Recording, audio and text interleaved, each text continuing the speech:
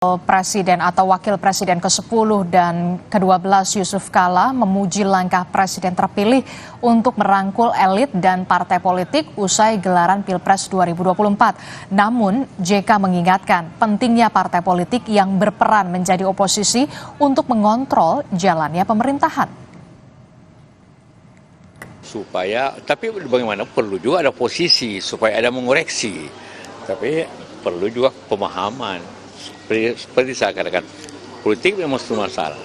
Tapi kondisi masyarakat dan apa yang kita hadapi bisa lebih berat daripada masalah politik. Kak, berarti mirip dengan caranya Pak Jokowi 2019 dong Pak? Menggait politiknya. Iya, semua begitu. Memang semua pemerintah itu bagaimana mayoritas di DPR. Karena kalau tidak mayoritas, pemerintah juga tidak akan jalan mulus. Saudara Ketua Umum Partai Demokrat Agus Harimurti Yudhoyono mendukung langkah Presiden terpilih Prabowo Subianto untuk merangkul partai politik di luar Koalisi Indonesia Maju. Namun, AHY mengingatkan pentingnya menjaga kesolidan koalisi. Apakah Partai Demokrat membaca gelagat merapatnya sejumlah partai baru ke Prabowo akan mengurangi jatah menteri partai politik anggota Koalisi Indonesia Maju? Sudah ada politisi Partai Demokrat, ada Bung Jansen Sitindaon dan juga ada pengamat politik Mas Burhanuddin Muhtadi. Selamat siang atau selamat petang Bung Jansen dan juga Mas Burhan. Sore. Selamat petang untuk seluruh penonton Kompas TV. Iya, ini kan kalau kita melihat ya, Mas AHY bilang mewanti-wanti pembentukan koalisi ini jangan cuma besar, tapi nantinya yang dikhawatirkan adalah keropos begitu. Kenapa memang Partai Demokrat khawatir sekali jatah menterinya nanti bisa berkurang gitu, Bung Jansen? Oh enggak, itu dua hal berbeda. Kalau soal kabinet dan menteri-menteri ini, sebagaimana sudah disampaikan oleh Mas AHY, Ketua Umum kami, itu sudah 2 kali disampaikan. Yang pertama, 2-3 hari lalu ketika beliau menyampaikan pidato sebelum KPU menetapkan Pak Prabowo selaku Presiden terpilih di DPP. Yang kedua yang di istana itu. Jadi kalau soal menteri itu sepenuhnya kita kembalikan ke Pak Prabowo lah. Ya kan? Tapi kalau soal kesolidan, kekompakan dan kesetiaan begitu, ini penting memang. Tuh. Jadi harus harus setia dari awal sampai akhir begitu. Memang yang baru ini nggak setia dari awal berarti ya? Bukan, maknanya bukan itu. Kan pendukung dan pengusung awal Pak Prabowo kan sudah ada Golkar, PAN, Gerindra serta kami Demokrat itu. Untuk memperkuat pemerintahan Pak Prabowo di parlemen tentu kan beliau butuh tambahan. Itu realitasnya begitu, itu nggak bisa kita bantah itu. Betul. Itu dia. Tentu akan masuk nanti 2 atau 3 partai baru kan ke dalam pemerintahan Pak Prabowo besok. Kabinet Kim Jilid 3 begitulah dia. Yang ditekankan Mas AHY itu tadi. Jadi ya harus solid ya teman-teman yang baru masuk ini nanti. Solid, kompak, setia. Jangan nanti di tengah jalan berbeda lagi kan gitu. Ntar belok lagi kemana gitu ya? Ya persis. Jadi ini penting ditegaskan di awal ya, tanpa bermaksud kemudian menyampuri. Karena kami sepenuhnya sudah menyerahkan soal menteri-menteri ini kepada Pak Prabowo. Beliau jam terbang politiknya sudah sangat tinggi lah. Plus kebutuhan apa yang harus ada dalam kabinet besok beliau juga sudah tahu. Serta pengusungnya ini tadi yang awal-awal ini, partai awal-awal ini, pendukung awal Golkar, PAN, Demokrat, Gerindra, beliau juga sudah tahu menteri apa yang cocok untuk 4 partai ini, jumlahnya berapa, portofolionya bagaimana, beliau juga sudah tahu kan. Jadi kami tidak masuk ke soal itu. Kami hanya ingin menekankan sebagaimana disampaikan Mas AHY tadi, ya kalau besok teman-teman baru masuk ya ayo kita solid, ya ayo kita kompak, ayo kita setia, jangan lagi berkepala 2, berkepala 3 begitu. Total kita mendukung pemerintahan Pak Prabowo begitu. Karena kan programnya banyak itu kan. Jadi harus solid begitu ya. Jangan sampai kemudian ada keraguan ketika berjalannya pemerintahan. Apakah kemudian Mas AHY ini ada keraguan atau kemudian trauma gitu masa lalu antara Nasdem dan juga Partai Demokrat begitu, Bung Jansen? Enggak ada. Politik ini kan biasa aja. Itu yang lalu kan sudah berlalu itu. Ya walaupun tentu ya saya ini pendapat saya selaku kader ya. Kita maafkan tapi kan belum tentu kita lupakan begitu. Tapi sekali lagi kan kita bersatu di bawah pemerintahan Pak Prabowo kan. Tentu kepala negara, kepala pemerintahannya, pimpinan ya dari koalisi ini kan Pak Prabowo begitu. Jadi Pak Prabowo nanti yang ngatur kita semua begitu. Itu dia. Jadi harus solid aja, harus kompak begitu. Jangan ular berkepala dua, berkepala tiga lagi besok. Plus, tolong teman-teman yang baru begitu baca program-program Pak Prabowo kemarin begitu. Kan ada cukup banyak tuh, ada 10 program prioritas yang ingin dikerjakan tuh.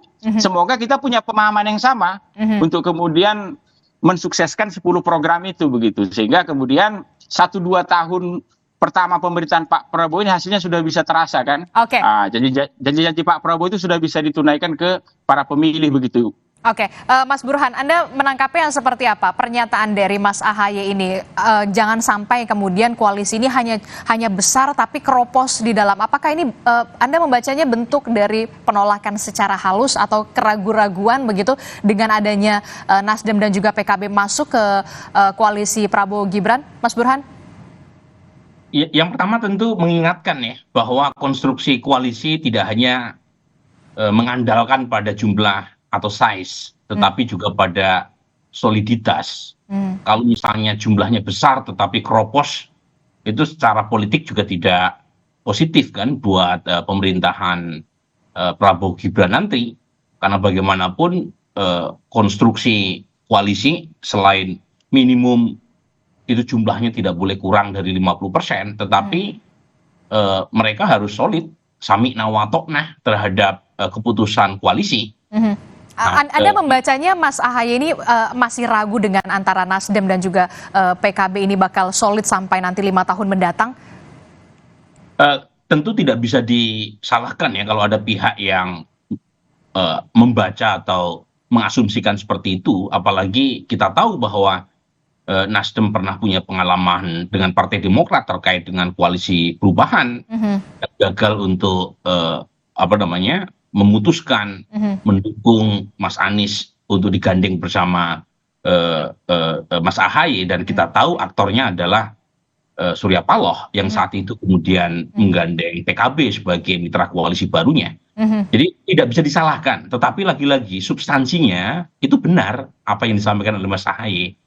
Jadi kita menghadapi situasi di mana pengalaman atau tafsiran semacam itu pernah kejadian pada masa pemerintahan Pak SBY pada saat Anda itu, membacanya masih ada trauma itu yang kemudian dikatakan Bung Jansen memaafkan ya, tapi tidak tentu serta-merta bisa melupakan begitu. Kalau misalnya ditafsirkan ada trauma bisa saja Adisti, tetapi ini kan pengalaman empirik.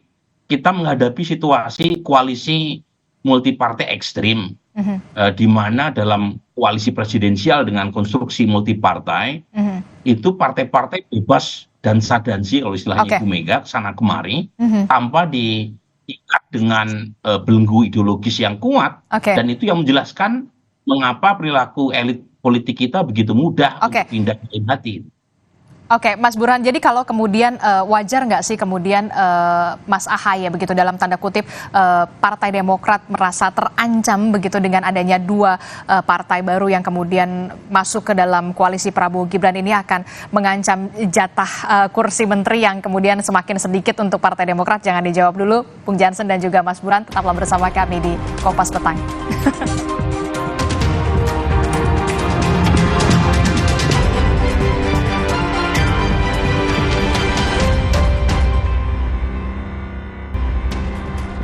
Terima kasih Anda masih bersama kami dalam Kompas Petang. Saudara, masih ada Bung Jansen Sitindaun dan juga dari Mas Burhan juga. Mas Burhan, ini mungkin nggak sih kemudian Mas AHY dalam tanda kutip ini Partai Demokrat ini berusaha untuk meredam egonya ketika dulu kita lihat ada meninggalkan juga, ada yang meninggalkan dan ditinggalkan begitu dari Nasdem. Gini Adisti ya, yang pertama ada kebutuhan secara objektif buat koalisi Indonesia Maju untuk menambah mitra koalisi baru. Ini karena 4 partai utama pendukung Pak Prabowo Gibran itu belum mencapai 50% persatu. Jadi secara objektif memang diperlukan. Nah, yang secara subjektif perlu diputuskan bersama adalah berapa banyak jumlah partai yang mau diangkut ke dalam untuk menambal kekurangan politik, ya, terutama berkaitan dengan jumlah persentase kursi di parlemen. Ya, betul. Kalau misalnya kalau secara objektif 1 aja udah cukup. Betul. Kan sekarang 48-49%. Antara Nasdem atau PKB sudah cukup.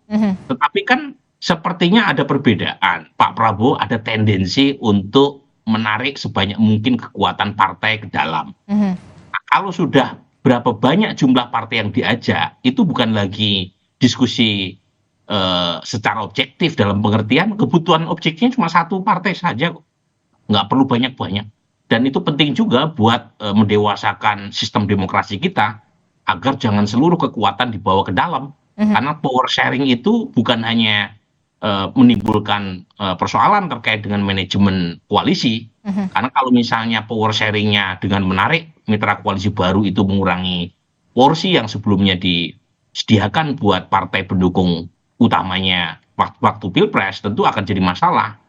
Nah, kalau misalnya power sharing itu dengan cara menambah kursi kementerian dengan merevisi undang-undang kementerian negara, itu juga jadi masalah. Oke. Karena 34 jumlah kementerian yang sekarang ditetapkan oleh undang-undang itu termasuk yang paling banyak sedunia. Mau ditambah berapa banyak lagi? Oke. Jadi diskusi itu yang saya mungkin belum dituntaskan ya di internal koalisi. Oke, Bung Jansen, kalau Demokrat sendiri kemudian khawatir atau tidak kemudian Pak Prabowo ini punya tendensi untuk merangkul sebanyak-banyaknya partai politik ke dalam pemerintahan Prabowo Gibran? Pertama itu dulu tadi ya, Mbak ya, soal kalimat mengancam jatah Demokrat, enggak lah. Ini penting saya luruskan ini karena penonton Kompas ini kan puluhan sampai ratusan juta orang kan.